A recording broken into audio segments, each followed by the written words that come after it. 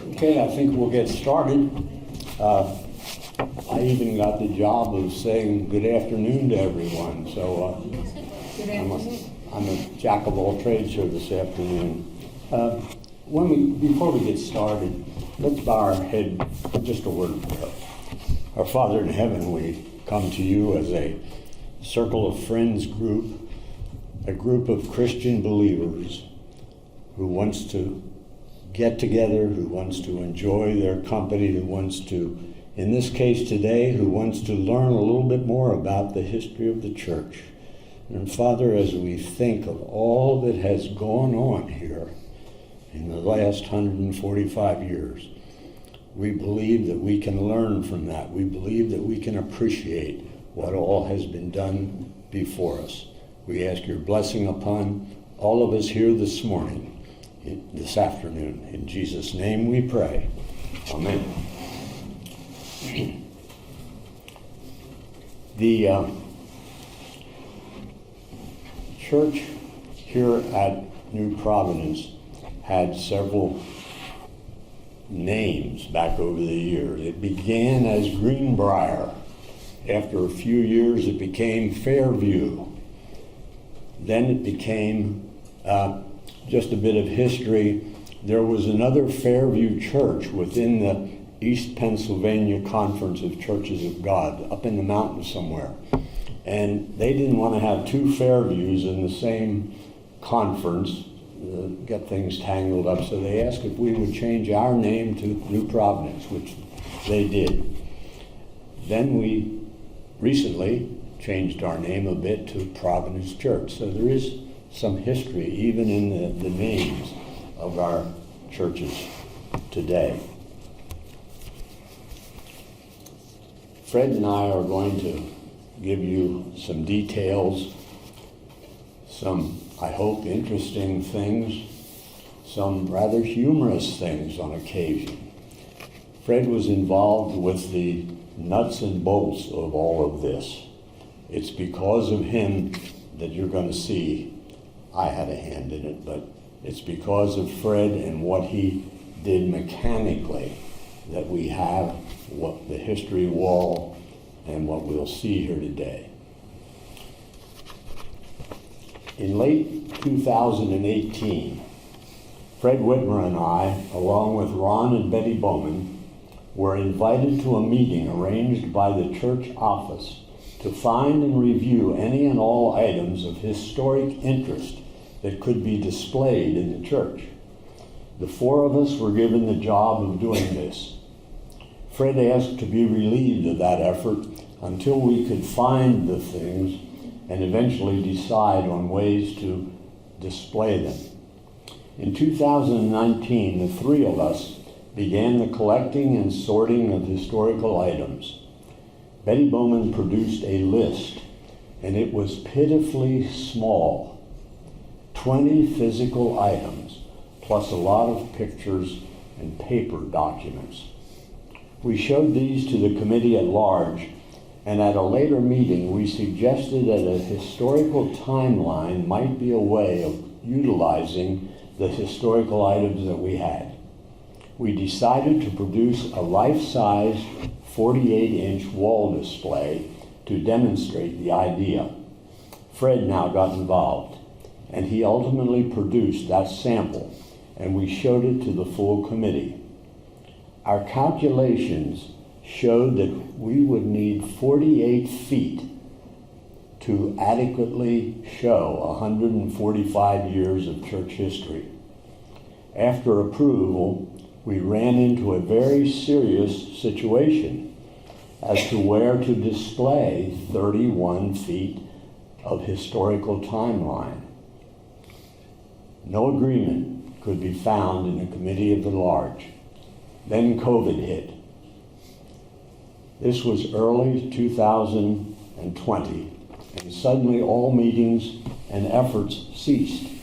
And there was a real feeling that perhaps the whole project could die.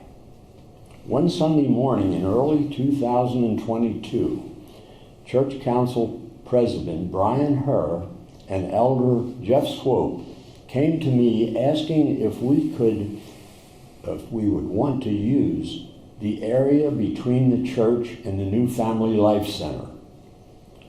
We quickly measured the 3 walls, and the measurement was exactly 31 feet. The space we had proposed almost 2 years before.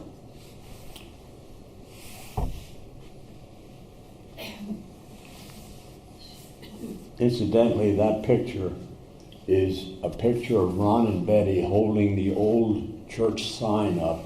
At one time, we planned to put that there, and that's what that picture is. It's the only picture that I could find that showed the original 3 walls that we were given to put the display.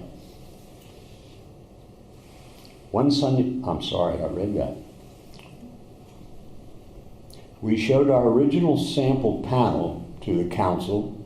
It was approved, and the 4 of us were finally in business. Very briefly, this is how we operated. 3 of us would review the council minutes, books, and other items that we had in our possession. I would then make a rough sketch with text for each item and give it to Fred. He would then take it from there. Here's a sample of one item. What do you think of it? Pretty crude, pretty crude. The best I could do. Here's after Fred took care of it.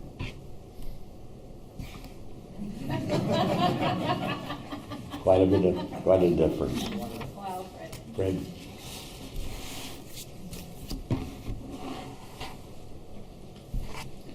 We started the history wall by mounting plywood panels to all 3 walls to give us a feel of what display would entail.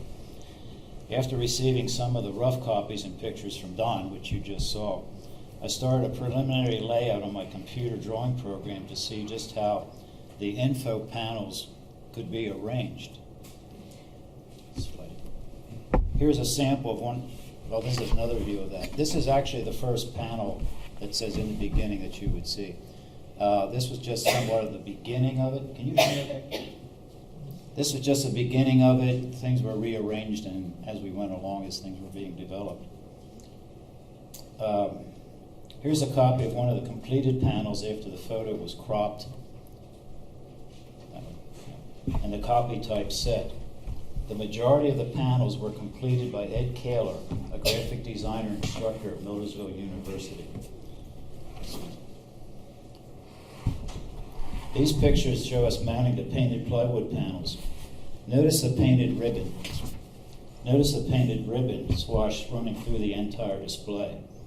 I felt we needed this to show continuous forward movement of the church body. Go ahead. Oh. These next pictures show Don and I starting to mount some of the finished panels.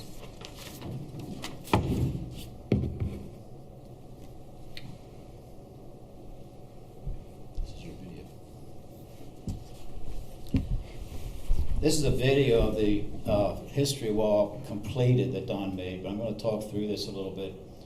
The timeline panels were a thought as to what was happening in the world. That's the blue or the green piece there in the bottom. I'm sorry, the red piece in the bottom. What was happening in the world and how these events affected our church's growth. Events such as World War I, World War II, Kennedy's assassination, and we all remember where we were during the 9/11 attacks. The hardest part of the timeline was doing the math to properly space the years to start and stop at the corner of the panels as per Don's instruction. Tell your children and grandchildren, people, please pay attention in your mathematics classes because they will need it.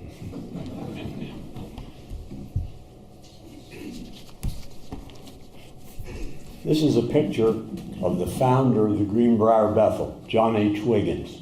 He was born in 1839 and was a farmer and a member of the Smithville Church of God, formerly called the Stone Bethel back in the 1800s. He was my great-grandfather, and he served 3 6-month enlistments in the Grand Army of the Republic during the Civil War. Notice, sorry.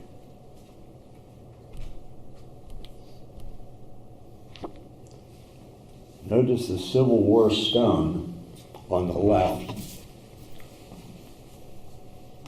which says, I think it says the 72nd Regiment of the Grand Army of the Republic.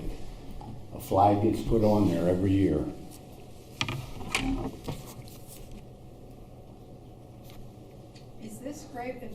Is this here on the property? I'm sorry? Is he buried here on the property? That's right next to the cemetery edge with the parking area. If you back your car in there, you'll almost hit it. It's the biggest stone right there in the middle of the old cemetery. Yes. This is the original list of the founding members at Greenbrier. See if you might know any of them. Maybe one of your relatives. This would be back in 1879 now. So way back. It's grandfather's back. Don, share your last name. Aukamp. There's a few there.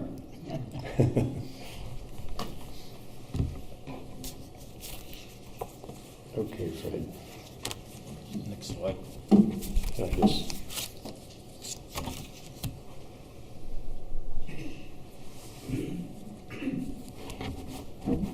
While we were trying to figure out what we were going to do with this history wall, knowing that the first church that we had here that was structured was called Greenbrier, and Don asked me if I would do a drawing of what I felt the Greenbrier church would have looked like at that time.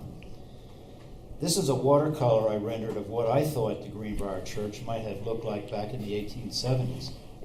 This land was donated, and we figured that land would have probably been unfarmable, hence giving us the space to put a new church.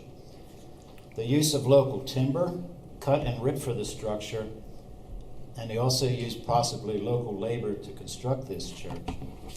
Keep in mind, back then, there wasn't any Home Depots to go to get your wood. Thus, the woodsy landscape in the background and just a stone path leading to the church door.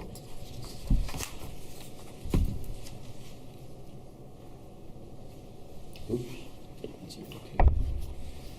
That's the intersection of Cinder Road and Schoolhouse Road, up the road about half a mile. The Greenbrier Bethel was located a half mile west of our present Cinder Road Church. By the way, does anyone know why this was called Cinder Road? Because the roads were made of cinder? Because the roads were made of cinder, and that's good. Where did the cinders come from? Yes, you're going right.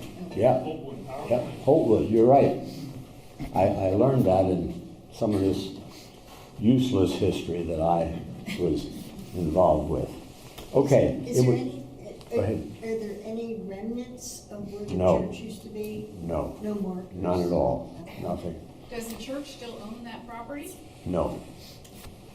Hold your thought on, did the church still own that property? Hold your thought on that. It was on the South Ridge near the intersection of Hollow Road.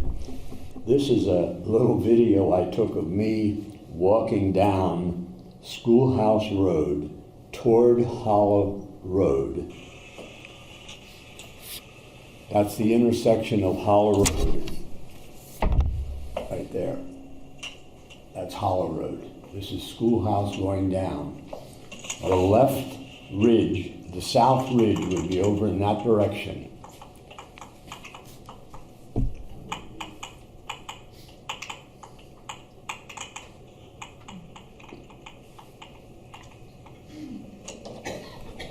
It would have been on that ridge out there. I have no idea about the woods 125 years ago, so 140 years ago. But that's where it was.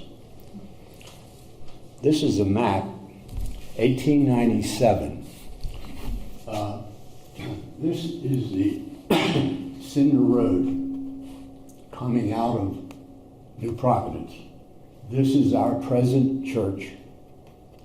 Continuing down, where's Chad? Coming down Cinder Road, turning on Schoolhouse Road, up on the wood, on the ridge. There is where the church was. Keep this man's name in mind, John Weimer. It was on his property. John also had a second farm in here, so he had most of the land in this particular area belonged to John Weimer.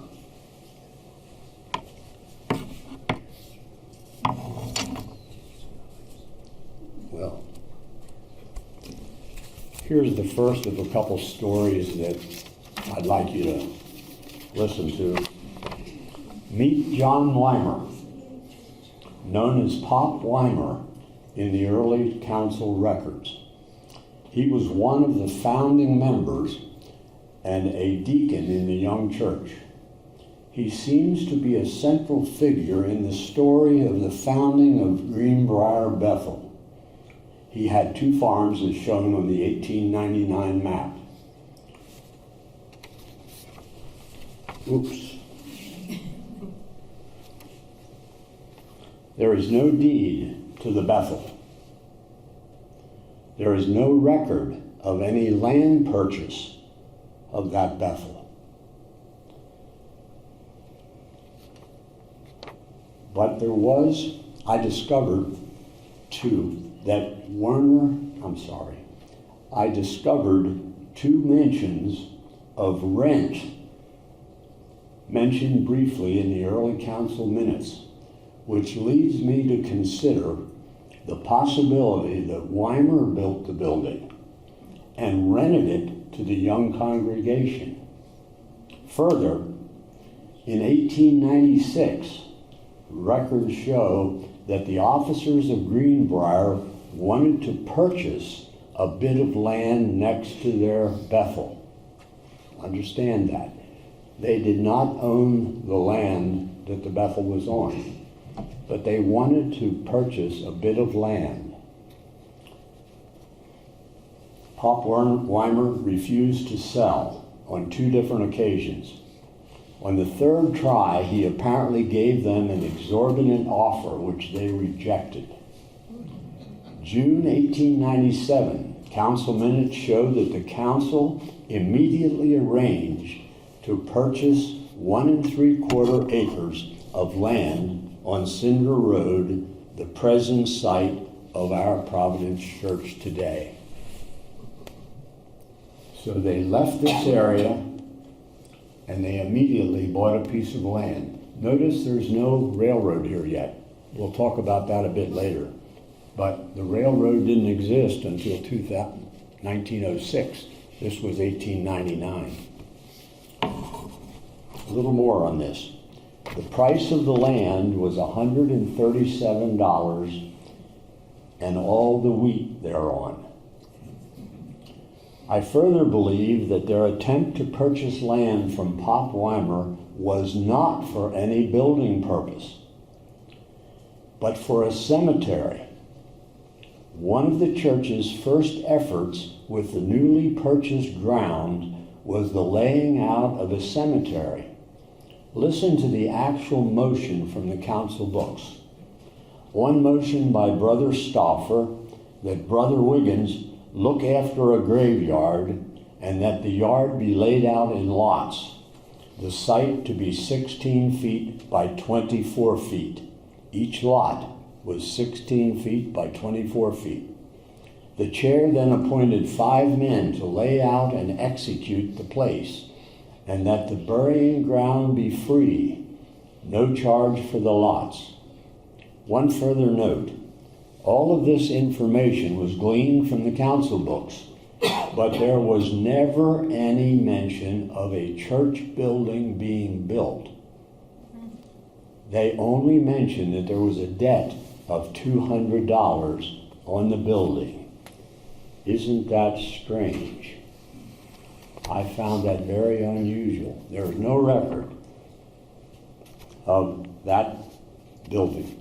That's a picture of the original building, but it must have been taken after 1935. How do I know that? You know what that is? Electric meter. The church had no electricity.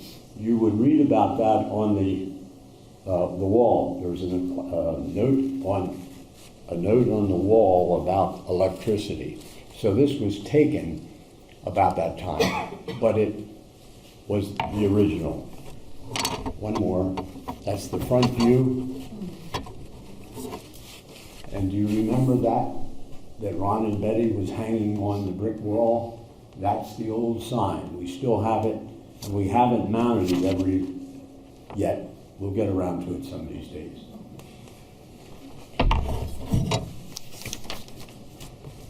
Okay, Fred. Okay, slide your.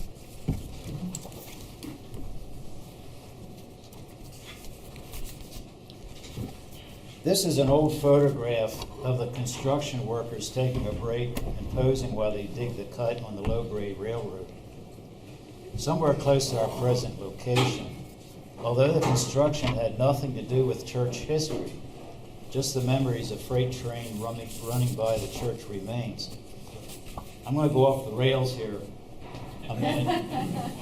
Don and I both remember when we were younger man's clothes, trains going by here on a Sunday, where the pastor, again, the windows were open, we had no air conditioning. But anyway, he'd have to stop his sermon until the train passed by. Hopefully there wasn't a train coming the opposite way, or we'd be sitting in the church for another 20 minutes. But I do remember those days of trains passing by here during sermons. That's a neat picture. That's really, if you get a chance, read that. It's like I said, it has not a whole lot to do with church history. It's just interesting reading that. Okay. I think you're up next. This panel is a bit complicated, but let me explain the details. This issue and its final resolution was possibly the most important situation in the life of Providence Church. Fairview and Smithville shared a pastor in what was called a circuit. The churches would adjust their Sunday services so that the minister could travel by horse between services, one in the morning and another in the afternoon. The two churches had built a parsonage together near Smithville in 1900. A committee of 3 men from each church would meet yearly to select a pastor and to conduct any other necessary business between the two congregations. At one meeting, they discussed problems with the parsonage and the possibility of finding a new one. Milton Heidelbaugh, a Fairview member, was recorded as saying, "That parsonage was not near schools, it wasn't on the trolley line, and it wasn't even near a store. Plus it was terribly expensive to maintain." Obviously, he wanted a new parsonage from that conversation. After further discussions, the members of the committee from both churches agreed that they should look for a new property. There's more to this story.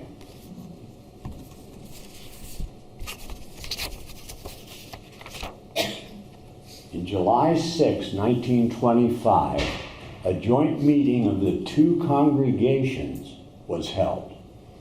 Brother Elmer Wiggins reported that the new parsonage committee had found a property in Refton called the Rose property, and that it could be bought for $5,000. After much discussion, the chair called for a vote. The vote was 24 in favor and 6 opposed. October 19, 1925, 4 months later, a committee of 3 from Smithville asked to visit the Fairview Council meeting. In the words of the old council secretary, it was properly moved that we hear what the committee from Smithville had to say, which was not very much. Only that they had a congregational meeting of their own and had a vote of 42 against a new parsonage and 8 in favor. The Smithville committee was dismissed, and the Fairview Council meeting proceeded. Brother John F. Wiggins moved that they proceed to buy the Rose property in Refton on their own, and they proceeded to arrange funds to do so. They now had their own parsonage, but they still shared a pastor with Smithville, who continued to live in the parsonage at Smithville. September 6, 1926, almost a year later, the Fairview Church congregation voted 38 in favor and 2 against to partition the East Pennsylvania Committee on Boundaries to make Fairview a station of its own. A copy of that letter appears in these council minutes. This was soon granted, and Fairview became a charge of its own. The East Pennsylvania eldership then sent Reverend C.C. Smith, a young single pastor, as our first preacher here. And he was also the first resident of the new parsonage in Refton. This is a picture of Reverend Smith after he was married. He was married here at the church. Very unique situation. That's Reverend and Mrs. Smith. Very loved couple. We had them back often until he couldn't come any longer. He lived in retirement near Mechanicsburg, and he would come back. I'll tell you a quick story that's not on the records here. We had him here one year, and he was for Father's Day or for some special event. And they called on him to come to the pulpit, and he walked up on the pulpit, and I forgot my notes, he said. His wife was sitting down about the 6th pew, and she walked his notes up to the pulpit. He proceeded with his message. He was quite a guy. This, just so you know, you should really read this. This is the Lancaster newspaper article. It's on the wall, and it details from a correspondence point of view all that I've told you about the fact of getting our own pastor. It's mentioned there.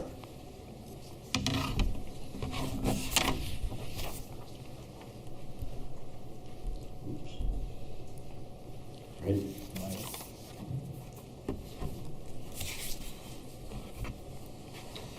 This panel shows an interesting copy of church council minutes that Don discovered while going through all the recorded minutes of the church council. I'm going to stop here. Can you imagine him sitting in the attic of the parsonage or even down here in the basement going through every book of minutes to get all this information? This was one here he discovered. Not only is this info important, but notice the cursive handwriting. Let me read this to you. It says, on motion of Brother King, second by Reverend Smith, the building committee be authorized to secure bids of contractors for attachment to the Bethel, 20 feet by 32 feet, a floor raised to 8 inches, and a basement with a basement. The motion carried. Notice the handwriting. Don't you wish your kids could do that?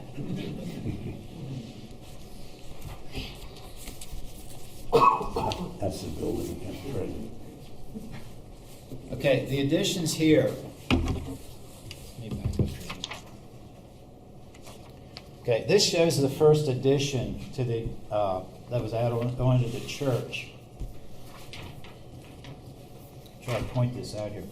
This was the original church building here, this part. The addition came from that point down. And that was done in 1931. The second addition was added to 1940.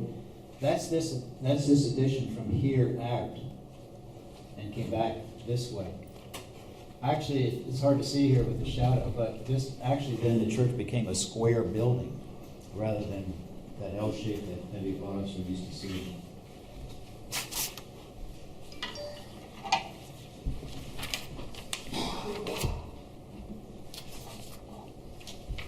This is a panel here that I wanted to create myself from a historic perspective. It was the first church bulletin printed in color. But more importantly, it was dedicated to the soldier boys that served and were still serving our country during World War II. Some of these names are still associated with this church. Wow, sorry. I know you can't read these. I jotted some of these down. We have Joe Bowman, John Wiggins, Bob Gleisner. Some of these names are associated with our church, believe it or not, from way, way back. Charlie Frick, Harry Wade, Mark Mowry, and John Funk, who just passed away recently. I believe he was the last one on there from what I can. But in my world, the most important one, I suppose, is my father-in-law, Frank Reese, is listed there as well. But more importantly, is the Gold Star individual in the top of the list. Private Ed Rainier was killed in action during the war. It's the boy up there on the top. Take time to read and remember these brave soldiers. The Reverend Urban was the pastor then at this time. Finances are a part of any church family. Here are some samples. Ron and Betty prepared these 4 treasury reports from over the years. Notice 1896.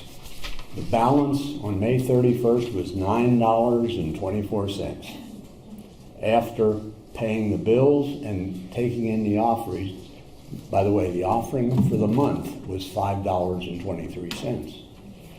They ended with a balance of $9.10. Moving ahead a little further, now we're into the Depression, 1937. They're doing a little better. The offerings for the month was $128.79. But the balance was still only $58.41. Many times in the council, they didn't have enough money to pay their bills for the month. They didn't have enough to pay for the pastor's salary. Now, pastor's salary, and I don't know how long this continued, but pastor's salary was always kept separate. Even I can remember envelopes with 2 sides. The left side was for pastor's salary, the right side was for current expenses. So these numbers don't represent anything to do with the pastor's salary, but I remember when they didn't have, the council minutes said they didn't have enough to meet the pastor's salary that month. So they passed a plate around the council, and they'd put in a quarter, they'd put in 20 cents. They needed probably $1.53 to pay the rest of the pastor's salary for the month. And that's how they would do it. Numerous times, the minutes showed that they would pass the plate around to council members to get enough money to pay a bill or to pay the pastor's salary. 1980, things are looking better there now. 4,400 in the offerings, a more positive balance there. And finally, the last one they selected was 1999, and there the offerings were 13,900, and the expenses were 10,600. Again, that was not including the pastor's salary. That was kept separate, and I have no records of that.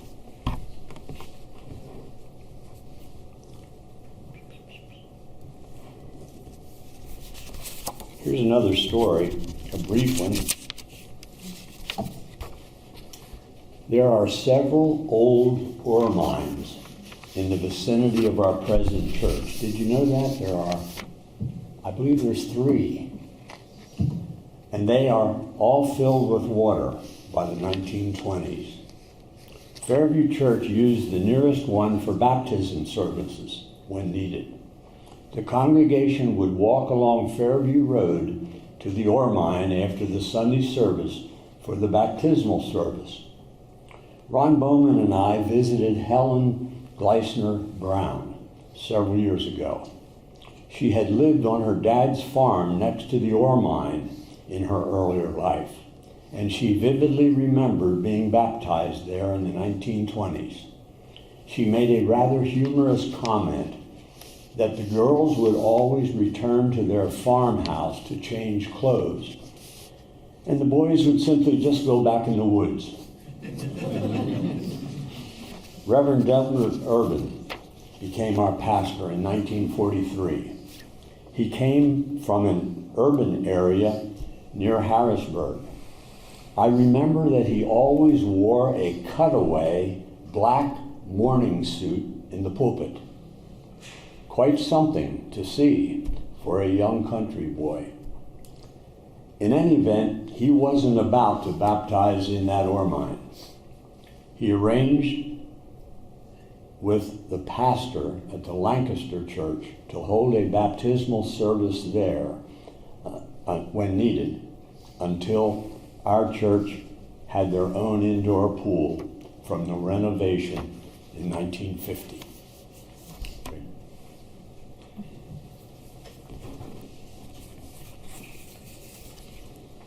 This picture, or these pictures, shows the completed and the last expansion to the original church. Some of us might not remember the expansion construction, but still remember both the exterior and what both the interior and the exterior looked like.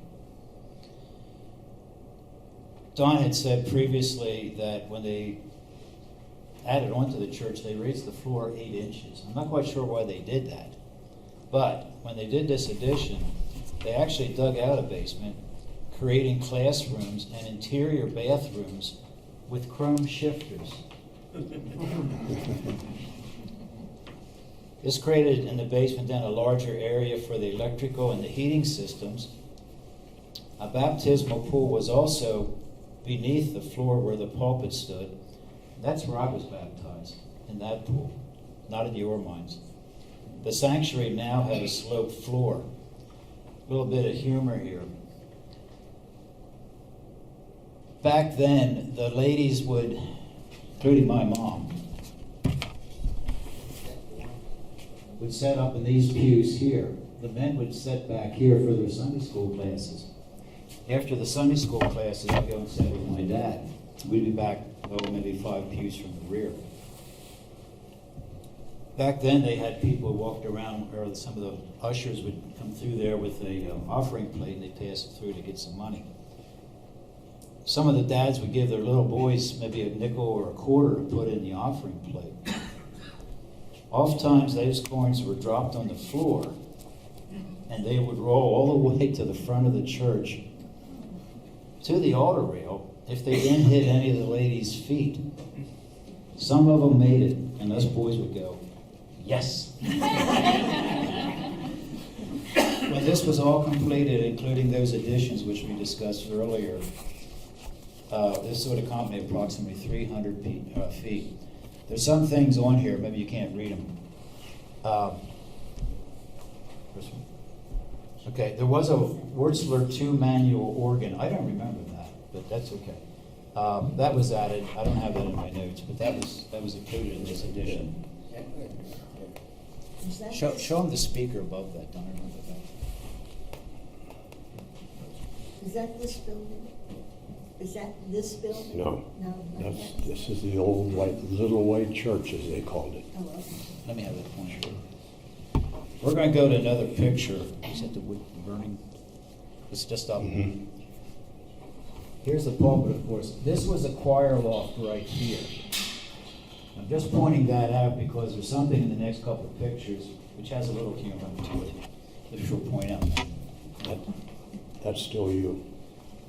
Still me. Give it the next sheet.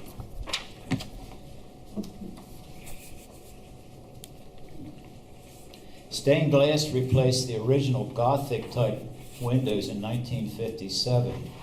Each window was purchased at that time by someone in the church who dedicated an individual within the church, and also purchased by some Sunday school and church groups.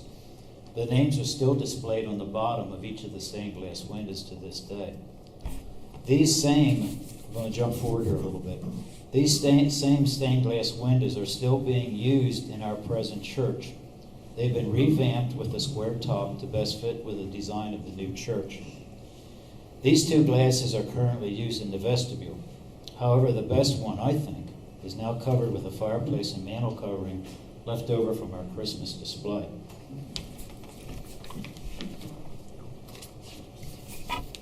This is the one here. This is a view of the mortgage burning ceremony in 1954. This paid for the things that Fred just mentioned in the remodeling and enlarging of the church. The burning was certainly planned, but I don't think that the heavy smoke was anticipated. My dad is shown here with his mouth open in astonishment. Roland Heidelwall is right there. And Roland is pictured in the rear left of the smoke. He always handled any maintenance needed to the church. And notice that he has his eyes looking toward the ceiling and thinking how to repaint it. Can you finish with that one? On this slide there. No, just keep that slide there. Oh, sure. When we received this photograph, Don and I were both astonished by why is there black smoke rolling up from a mortgage burning? But what we noticed more importantly, I pointed out where the choir loft was before when they had the front view of the church. That's where this choir is seated now. This lady here, who we think may have been Irma Escherman, we're not sure, she was wearing a hat that had the biggest black feather you'd ever want to see in it. And when both Ed Kaler, the graphic designer, and I looked at these things, we said, we have to get rid of that feather. Her hair looks like it's on fire.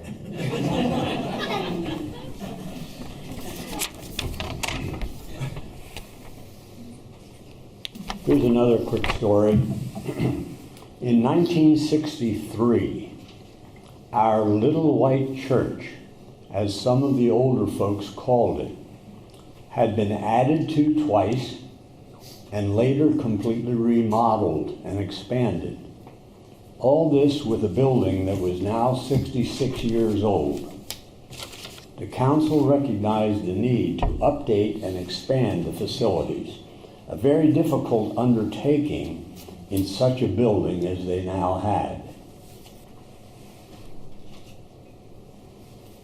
In 1964, the time came to show a new building proposal to the congregation that was quite divided in their opinions about a new building.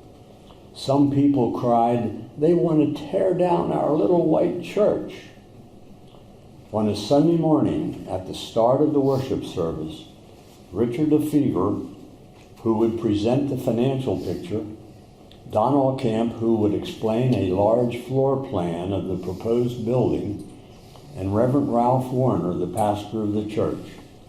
All three waited impatiently in the little room behind the pulpit to make the presentation to the congregation.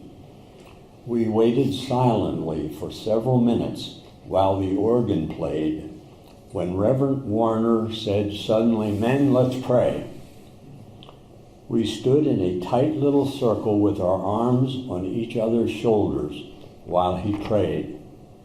I will always remember what he said after the prayer. He said, 3 men going down the same road, and we opened the door and walked out to make the presentation. The vote is shown on the screen, and 4 years later, the new Providence Church sanctuary that we have today was built. Fred.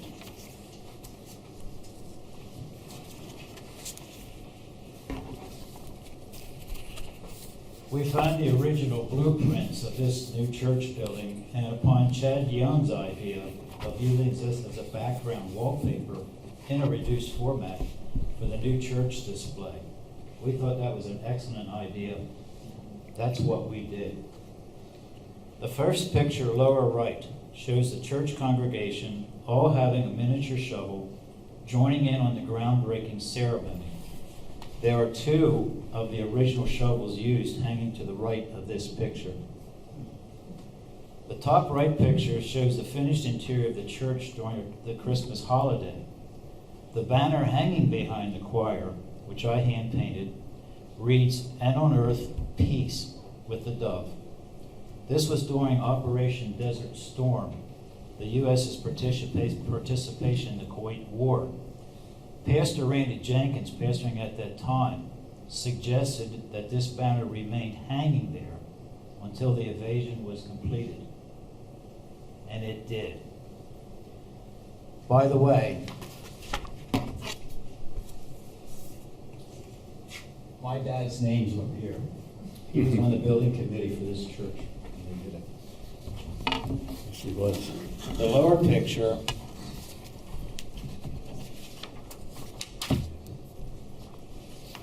The bottom picture shows the completed exterior of the new church, which it looks like today, to this point. Let me hold that picture. So one thing I did when Chad had this idea, take that back to the blueprints. What I wanted to do, laying all of this out, I wanted to leave this part here, who the architect was, all this silly stuff.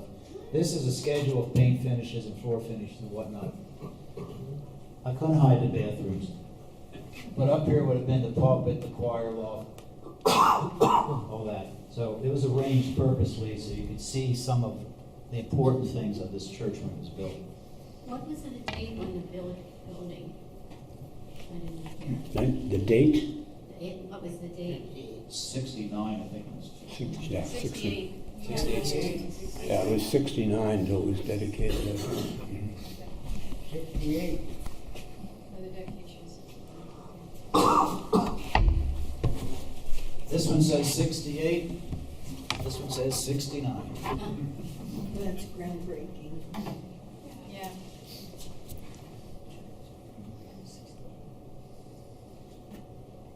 Oh, we can move those. No, we didn't. Pastor Lester Swope, 1976-1988, was a member of the Conference, Mission, and Church Development Commission, and felt that God, that was a conference commission, and felt God had called him to be a church planter. With a core group from New Providence Church, they began to plan for a church east of Lancaster. Pastor Tom, as we have always called him, was an active member of Providence Church and serving on the council when he was called to be the pastor of the newly formed group that was meeting on the second floor of the historic Strasbourg building. He was given a temporary 6 months license from the Church of God Eldership Board. His well-known comment is shown on this picture.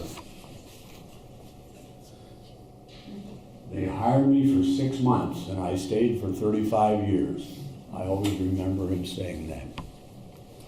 I also always remember a gesture that he would use when preaching about Pharisees, boastfulness, or lack of humility. He always wore suspenders, and he would put his thumbs under his straps with these boastful words, "Look at me, look what I've done." I've often used this gesture without the suspenders in our Sunday school class. We certainly needed to put Lester Swope and Tom Lefevre on this history wall. They were such a great example of the bridge builders that Pastor Dwight focuses on so prominently today.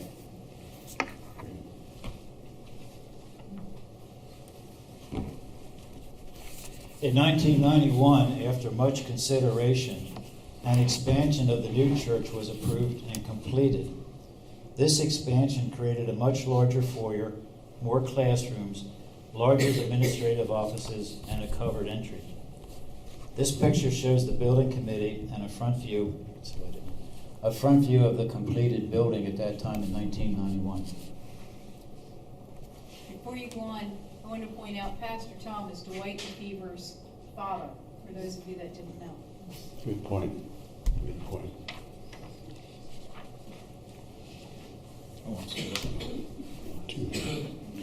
With the advance of technology and the desire to keep moving forward, it was decided that an update was needed to the church's interior.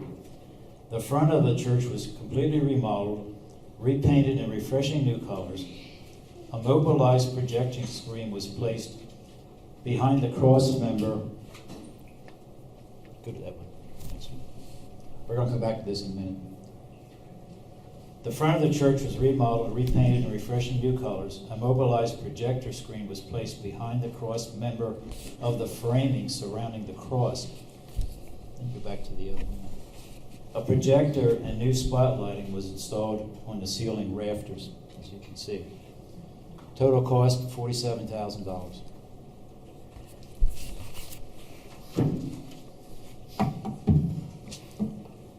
Here's my last story for the morning or for the afternoon. Did you remember seeing the small bridge on the picture of Highview? We asked Pastor Dwight to select an appropriate bridge picture for the wall, and this is the one he selected. That appears on the wall upstairs.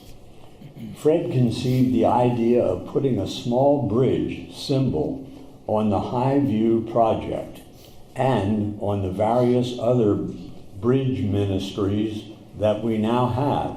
So he produced these little bridges. Watch for them on the next photo.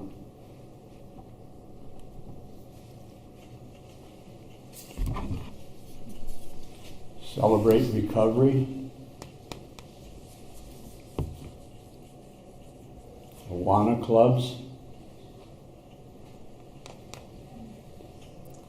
Vacation Bible School every year.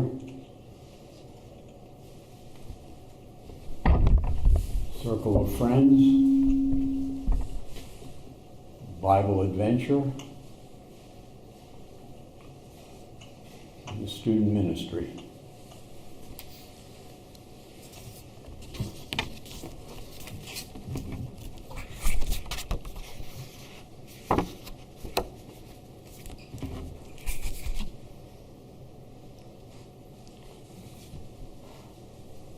This picture doesn't need much comment. That's just a good aerial photo of our present facilities. This was some of the groundbreaking, some of the building committee had groundbreaking. That's the present gymnasium, and this is some of the downstairs area.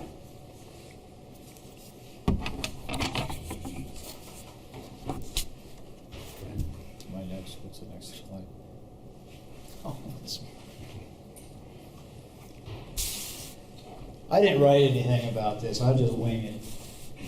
This is a panel on the display of the model of the old church, which I constructed probably 6 years ago for Don. It says, this model, constructed by J. Fred Whitmer in 2016, was designed to show the 3 expansions of the original Fairview Bethel.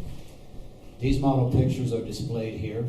The details of each expansion are described on the history walls, which we just went through. The model is now permanently affixed to show a depiction of the 1950 final expansion. The building was demolished in 1968 in order to make space for our present church structure. If you remember the first picture, one of the pictures Don showed you of maybe the side that showed the electrical service coming in this way and the front entrance of this church. I had to kind of figure out, how was this thing built? What were the dimensions? We got that information from all the minutes that he found in the council minutes. So I constructed this church based on the numbers that he gave me and looking at some of the old photographs that he had. And we started with this section here. This was the main entrance. This was, what's that thing back there? That's where the Yeah, the pulpit area. The pulpit had to be pushed back a tad. Yeah. But anyway, that was the first church. This, by the way, isn't that big. It's, yeah. But we staged this behind my house. We had a little platform there with some grass and whatnot, some twigs, to give it a woodsy look. But this is all staged. Okay, just so you know, it wasn't built. Next one. This was the first edition we discussed. If you remember, I showed you where the roof line came down. That created that L shape. That was in 1931. Again, here's the original building. This is the addition that was added onto it. Another entrance to that area is shown right there. And what was that addition used for? Sunday school. Sunday school? Sunday school, yeah. This was that third edition, which is kind of fun to build, by the way. That took in this space here. This was the first edition to it. Second edition, and this was, what's this? A foyer, a little Foyer with- foyer in the front they put on. Mhm. Okay, well, anyway. The sign that Don showed you that Ron and Betty Bowman were holding up, it's not the sign, it shows what it kind of looked like there. But here was another entrance to that addition here, copper roof on it. Again, any builder would follow the window sizes the whole way through a new construction. That was in 1941. I wasn't even born then. Anyway. This is 1950. This was the other addition, which was kind of crazy to build, but we did it. Where we added on to here. This was the new foyer area coming into this. Over here, see where this roof slopes? There's two doors here. There's a stairway then that went down to the lower level.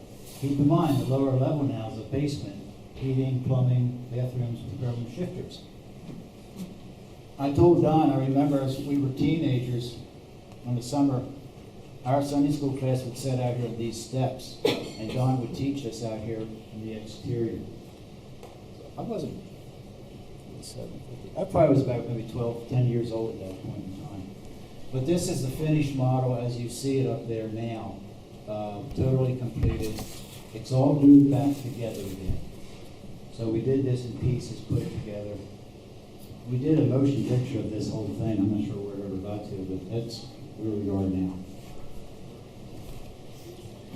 This is the actual church model that Fred produced 6 or 7 years ago. It had been relegated to the dusty closet of the past. The committee had always felt it should be permanently displayed as a visual piece of history.